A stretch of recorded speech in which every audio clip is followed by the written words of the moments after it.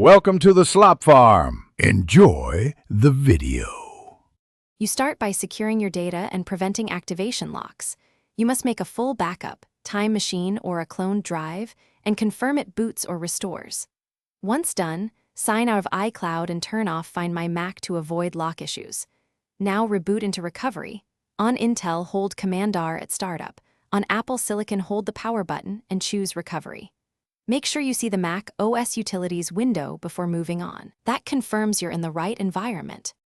You will now remove the beta system and prepare for a clean install. In Recovery, open Disk Utility, show all devices, then select the internal physical drive and the Macintosh HD volume. Erase using apps for modern Macs or Mac OS Extended for older Mac OS. Set the scheme to GUID partition map and name the volume. Once the erase completes, quit Disk Utility, choose Reinstall Mac OS from the Utilities window, and follow the installer prompts to download and install the latest public Mac OS release. After a clean install, you'll restore your files selectively so you avoid reintroducing beta settings. Use Migration Assistant or Time Machine to transfer only the user data and apps you need and verify app compatibility.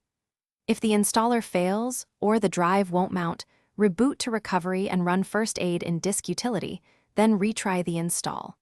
If you hit activation or sign-in errors, make sure your Apple ID credentials are correct and remove any firmware.